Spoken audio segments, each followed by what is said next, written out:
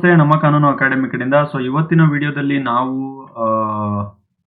ಜೂಡಿಸ್ಪ್ರುಡೆನ್ಸ್ ನ ಸ್ವಲ್ಪ ಮುಂದುವರೆದಂತ ಭಾಗ ಏನಿದೆ ಅದನ್ನು ನೋಡೋಣ. ಲಾಸ್ಟ್ ವಿಡಿಯೋದಲ್ಲಿ ನಾನು ಆಲ್ರೆಡಿ ನಿಮಗೆ ಗೊತ್ತಿರೋ ಹಾಗೆ ಮೀನಿಂಗ್ ಬಗ್ಗೆ ನಾನು ಹೇಳಿದ್ದೆ, ಡೆಫಿನೇಷನ್ ಬಗ್ಗೆ ಹೇಳಿದ್ದೆ, ಯಾಕಂದ್ರೆ ತುಂಬಾ ಇಂಪಾರ್ಟೆಂಟ್ ಅಂತ. ನಾನು ಲಾಸ್ಟ್ ವಿಡಿಯೋದಲ್ಲಿ ಹೇಳಿದ ಹಾಗೆ ಎಕ್ಸಾಮ್ ಅಲ್ಲಿ ಮೇಜರ್ ಕ್ವಶನ್ ಅಂತಂದ್ರೆ ಲಾಂಗ್ ಆನ್ಸರ್ ಕ್ವಶನ್ಗೆ ಮೀನಿಂಗು, ಡೆಫಿನೇಷನ್, ನೇಚರು, ಸ್ಕೋಪು ಇಲ್ಲ ಅಂತಂದ್ರೆ ವ್ಯಾಲ್ಯೂ ಅಂತ ಕೇಳ್ತಾರೆ. ಏನು ಮೌಲ್ಯ ಇದೆ ಅಂತೇಳಿ ಕನ್ನಡ ಮೀಡಿಯಂ ಅಲ್ಲಿ ಕೇಳ್ತಾರೆ. Important question. ಇದನ್ನ ನಾನು ಲಾಸ್ಟ್ ವಿಡಿಯೋದಲ್ಲಿ ಎಕ್ಸ್ಪ್ಲೈನ್ ಮಾಡಿದ್ದೀನಿ, ಜಸ್ಟ್ ಒಂದು ರಿವಿಷನ್ಗೆ ಅಷ್ಟೇ ಹೇಳಿದ್ದು. ಓಕೆ, ಇವತ್ತಿನ ವಿಡಿಯೋದಲ್ಲಿ ನಾವು ನೇಚರು, ಸ್ಕೋಪು, ವ್ಯಾಲ್ಯೂ ಈ ಮೂರು ವಿಷಯಗಳನ್ನ ಕಲಿತಾ ಹೋಗೋಣ. ಓಕೆ, ನೇಚರ್ ಅಂತ ಬಂತು ಅಂತಂದ್ರೆ ವರ್ಡೇ ಹೇಳ್ದ ಹಾಗೆ ಸ್ವರೂಪದ ಬಗ್ಗೆ ಮಾತಾಡ್ತಾ ಇದೆ. ಯಾವ ರೀತಿಯ ಸ್ವರೂಪ ಇರುತ್ತೆ ಅಂತ ಮಾತಾಡ್ತಾ ಇದೆ.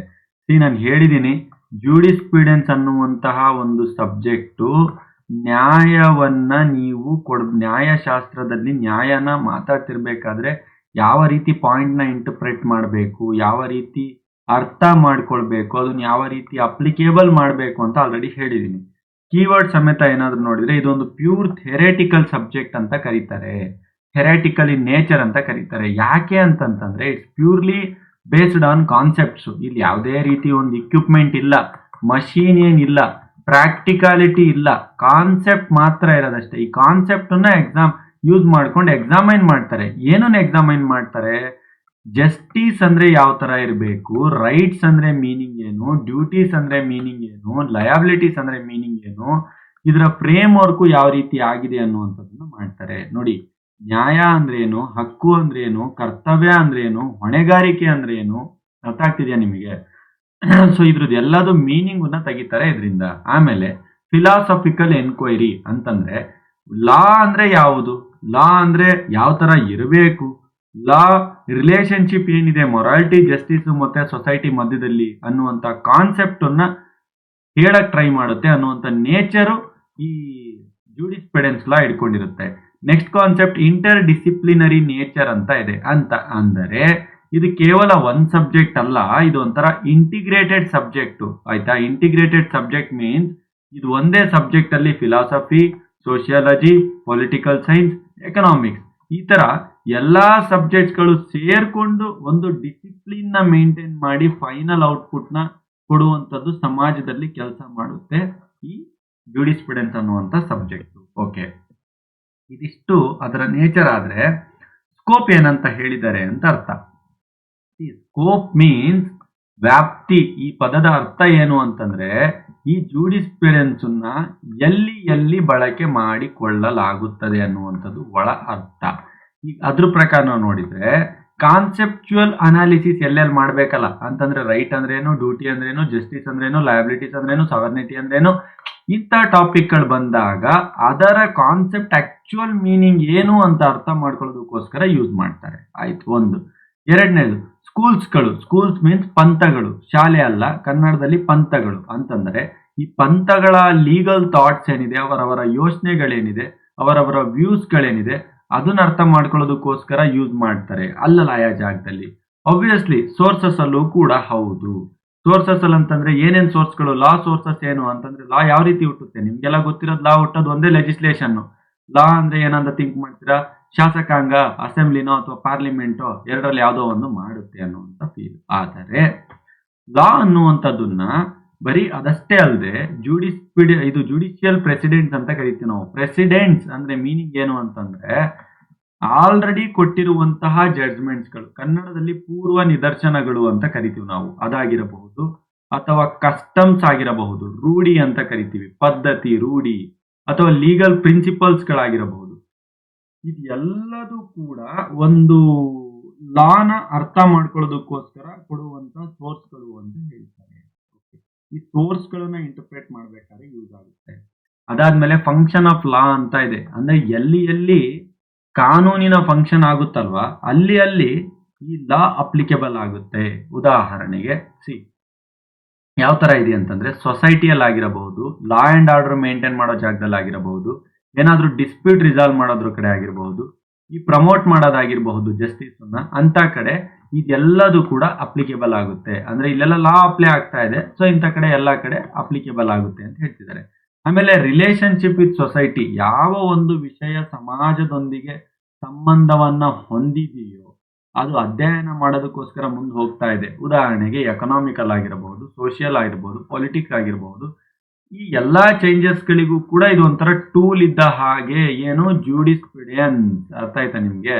ಇದು ಎಲ್ಲದಕ್ಕೂ ಒಂಥರ ಟೂಲ್ ಇದ್ದ ಹಾಗೆ ಅನ್ನುವಂಥದ್ದು ಇದು ಸ್ಕೋಪ್ ಅಲ್ಲಿ ಹೇಳ್ಬಹುದು. ಓಕೆ, ವೆಲ್, ಈಗ ವ್ಯಾಲ್ಯೂಸ್ಗಳು ಅಂತ ಬಂದಾಗ ನಾವು ಕಲಿಬೇಕಾಗುತ್ತೆ. ವ್ಯಾಲ್ಯೂಸ್ ಅಂದ್ರೆ ಏನು ಅಂತಂತಂದ್ರೆ, ಏನಕ್ಕೆ ಬೇಕು ಸರ್, ಲಾಸ್ಟ್ ಎಲ್ಲಿ ಬೇಕು ಅಂತ ನೋಡಿದ್ವಿ. ಏನಕ್ಕೆ ಬೇಕು ಸರ್, ನಮಗೆ ಜೂಡಿಸ್ಪ್ರುಡೆನ್ಸ್ ಸಬ್ಜೆಕ್ಟ್ ಇಷ್ಟೊಂದು ನಾವು ತಲೆ ಕೆಡಿಸ್ಕೊಳ್ಳೋ ಅಂಥದ್ದು ಬೇಕಾ, ಓದ್ಬೇಕಾ, ನಾವು ಇಷ್ಟೊಂದು ತಲೆ ಕೆಡಿಸ್ಕೊಂಡು ಬೇಕಾ ನಮ್ಗೆ ಅಂದಾಗ ಇಂಪಾರ್ಟೆಂಟ್ ಆಗಿ ಒಂದು 5 ಪಾಯಿಂಟ್ಗಳಿದೆ, ನಾನು ಹೇಳ್ತೀನಿ.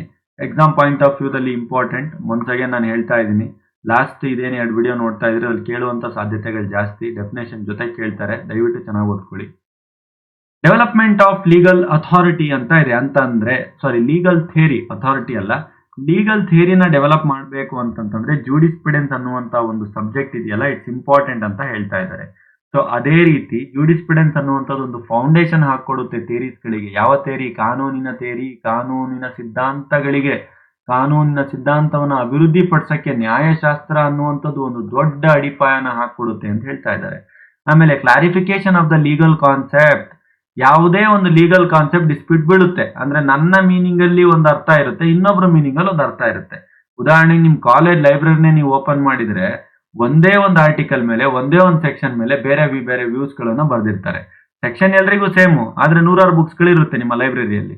ಸೊ ಅದೇ ಥಿಂಕಿಂಗ್ ಪ್ರಕಾರ ಆಕ್ಚುಯಲ್ ಆಗಿ ಲೀಗಲ್ ಕಾನ್ಸೆಪ್ಟ್ ನ ಕರೆಕ್ಟ್ ಆಗಿ ಇಂಟರ್ಪ್ರೇಟ್ ಮಾಡಬೇಕು ಅಂತಂದ್ರೆ, ಕರೆಕ್ಟ್ ಆಗಿ ಕ್ರಿಟಿಕಲ್ ಆಗಿ ಅವ್ಯಾಲ್ಯೂಯೇಟ್ ಮಾಡಬೇಕು ಅಂತಂತಂದ್ರೆ, ಆ ಟೈಮ್ ಅಲ್ಲಿ ಈ ಜೂಡಿಸ್ಪ್ರುಡೆನ್ಸ್ ಸಬ್ಜೆಕ್ಟ್ ನ ಹೆಲ್ಪ್ ತಗೊಂಡು ಇದರ ಪ್ರಿನ್ಸಿಪಲ್ಸ್ ನ ಯೂಸ್ ಮಾಡಿಕೊಂಡು ಯಾವುದು ಸರಿ ಯಾವುದು ತಪ್ಪು ಅಂತಾನ ಅರ್ಥ ಮಾಡ್ಕೊಂಡು ಅದಾದ್ಮೇಲೆ ಇದನ್ನ ಫೈನಲೈಸ್ ಮಾಡ್ತಾರೆ.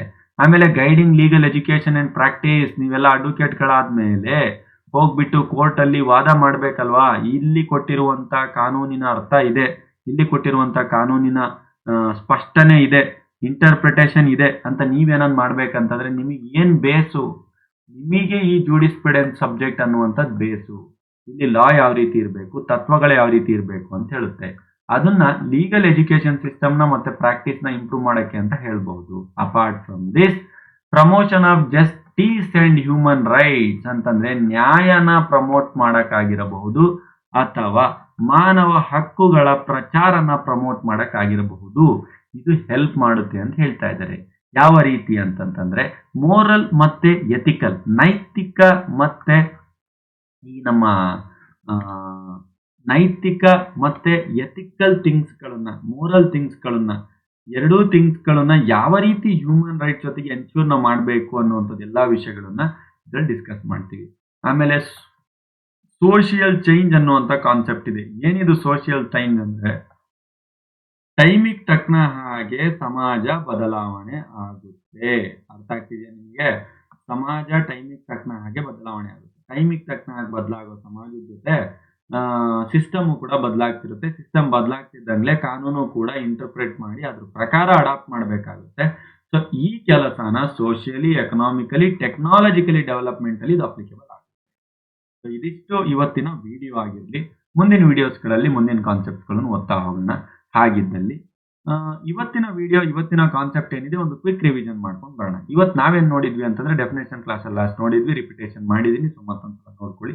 ಸೊ ಡೆಫಿನೇಷನ್ ಕ್ಲಾಸ್ ಆದ್ಮೇಲೆ ಇವತ್ತು ನಾವು ನೋಡಿದ್ ಮೇನ್ಲಿ ಏನು ಅಂತಂದ್ರೆ ನೇಚರ್ ಆಫ್ ದ ಜೂಡಿಸ್ಪ್ರುಡೆನ್ಸ್ ಅಂತ ಏನೇನಿದೆ. ಇದೊಂದು ಥಿಯರಿ ಸಬ್ಜೆಕ್ಟ್, ಕಾನ್ಸೆಪ್ಚುಯಲ್, ಇದೊಂದು ಪ್ಯೂರ್ಲಿ ಥಿಯರಿ ಸಬ್ಜೆಕ್ಟ್, ಇದರಲ್ಲಿ ಕಾನ್ಸೆಪ್ಟ್ ಏನು ಬರಲ್ಲ ಅಂತ ನೋಡಿದ್ವಿ. ಆಮೇಲೆ ಫಿಲಾಸಫಿಕಲ್ ಎನ್ಕ್ವೈರಿ, ಇದು ಹೌದಾ ಸರಿನಾ ತಪ್ಪಾ, ಲಾ ಅಂದ್ರೇನು ಅದೇ ತರ ಇರ್ಬೇಕಾ, law to be is it right, morality, justice, ಈ society matched with its concept ಅನ್ನುವಂತ ಒಂದು ಸಿಸ್ಟಮ್ ನ ಇದ್ರಲ್ಲಿ ನಾವು ನೋಡಿದ್ವಿ. ಆಮೇಲೆ ಇಂಟರ್ ಡಿಸಿಪ್ಲಿನರಿ ನೇಚರ್ ಅನ್ನುವಂತ ಕಾನ್ಸೆಪ್ಟ್ ನೋಡಿದ್ವಿ. ಅಂತಂದ್ರೆ ಎಲ್ಲಾ ಸಬ್ಜೆಕ್ಟ್ ಸೇರಿಸ್ಕೊಂಡು ಏನೋ ಒಂದು ಕಾನ್ಸೆಪ್ಟ್ ಅನ್ನು ಹೇಳುತ್ತಿದ್ದು, philosophy, sociology, economical, political science ಎಲ್ಲಾ ಸಬ್ಜೆಕ್ಟ್ ಸೇರಿಸಿ ಹೇಳುತ್ತೆ ಅಂತ ನೋಡಿದ್ವಿ. ಸ್ಕೋಪ್ ಅಂತ ಏನಾದ್ರೂ ಬಂದಾಗ, ಸ್ಕೋಪ್ ಅಲ್ಲಿ ಇದು ಎಲ್ಲೆಲ್ಲಿ ಅಪ್ಲಿಕೇಬಲ್ ಆಗುತ್ತೆ ಅಂತ ನೋಡಿದಾಗ, ಇದು ಕಾನ್ಸೆಪ್ಟ್ ನ ಅನಾಲಿಸಿಸ್ ಮಾಡ್ಬೇಕಾದ್ರೆ ಯೂಸ್ ಆಗುತ್ತೆ ಒಂದು. ಅದಾದ್ಮೇಲೆ ನಿಮ್ಗೆ ನೆಕ್ಸ್ಟ್ ಸ್ಕೂಲ್ಸ್ ಆಫ್ ಥಾಟ್ ಇದ್ದಾಗ ಇದು ಅಪ್ಲಿಕೇಬಲ್ ಆಗುತ್ತೆ. ಸ್ಕೂಲ್ಸ್ ಗಳನ್ನ ಯಾವ್ದಾವ್ದೋ ಒಂದು ಫೈನಲೈಸ್ ಮಾಡಕ್ಕೆ. ಸೋರ್ಸಸ್ ಗಳಿದ್ದಾಗ ಅಪ್ಲಿಕೇಬಲ್ ಆಗುತ್ತೆ. ಎಲ್ಲೆಲ್ಲಿ ಲಾ ಫಂಕ್ಷನ್ ಆಗುತ್ತೆ ಅಲ್ಲಿ ಅಪ್ಲಿಕೇಬಲ್ ಆಗುತ್ತೆ. ರಿಲೇಶನ್ಶಿಪ್ ಸೊಸೈಟಿ ಜೊತೆ ಎಲ್ಲಿದೆ ಅಲ್ಲಿ ಅಪ್ಲಿಕೇಬಲ್ ಆಗುತ್ತೆ ಅಂತ ನೋಡಿದ್ವಿ. ಅಪಾರ್ಟ್ ಫ್ರಮ್ ದಿಸ್, ಇಂಪಾರ್ಟೆಂಟ್ ಆಗಿ ಕಾನ್ಸೆಪ್ಟ್ ನ ನೋಡ್ತಿರ್ಬೇಕಾದ್ರೆ ನಾವು ಯಾವ ವ್ಯಾಲ್ಯೂಸ್ ಗಳಿದೆ ಅಂತ ನೋಡಿದಾಗ ಲೀಗಲ್ ಥಿಯರಿಗಳನ್ನ ಫೈನಲೈಸ್ ಮಾಡ್ಬೇಕಾದ್ರೆ ಕ್ರಿಯೇಷನ್ ಮಾಡೋದು, ಇಂಟರ್ಪ್ರಿಟೇಷನ್ ಮಾಡೋದು, ಅಪ್ಲಿಕೇಶನ್ ಮಾಡ್ಬೇಕಾದ್ರೆ ಬೇಕು. ಲೀಗಲ್ ಕಾನ್ಸೆಪ್ಟ್ಸ್ ಗಳನ್ನ ಕ್ಲಾರಿಫಿಕೇಶನ್ ಕೊಡ್ಬೇಕಾದ್ರೆ ಬೇಕು. ಯಾವುದು ಕ್ರಿಟಿಕಲ್ ಅನಾಲಿಸಿಸ್ ಅಂತ ನೋಡ್ಬೇಕಾದ್ರೆ, ಲೀಗಲ್ ಎಜುಕೇಶನ್ ಮತ್ತೆ ಪ್ರಾಕ್ಟೀಸಿಗೆ ಪ್ರೊಫೆಷನಲ್ಸ್ ಗಳಿಗೆ ಅನಾಲಿಟಿಕಲ್ ಸ್ಕಿಲ್ಸ್ ನ ಅಪ್ಲೈ ಮಾಡಕ್ ಬೇಕು. ಜಸ್ಟಿಸ್ ನ ಪ್ರಮೋಟ್ ಮಾಡಕ್ ಬೇಕು. ಹ್ಯೂಮನ್ ರೈಟ್ಸ್ ನ ಅಪ್ಹೆಲ್ಡ್ ಮಾಡಕ್ ಬೇಕು. ಸೋಷಿಯಲ್ ಚೇಂಜಸ್ ಅನ್ನ ಮೇಂಟೈನ್ ಮಾಡಕ್ಕೆ ಬೇಕು. ಅಡಾಪ್ಷನ್ ಮಾಡ್ಕೊಳ್ಳೋದಕ್ಕೆ ಬೇಕು ಜೂರಿಸ್ಪ್ರುಡೆನ್ಸ್ ಅಂತ ಹೇಳಿದ್ದಾರೆ. ಸೊ ಇದಿಷ್ಟು ಹೇಳ್ತಾ ಇವತ್ತಿನ ವಿಡಿಯೋ ನಾನು ಕ್ಲೋಸ್ ಮಾಡ್ತಾ ಇದ್ದೀನಿ. Thank you very much from ನಮ್ಮ ಕಾನೂನು ಅಕಾಡೆಮಿ ಟೀಮ್.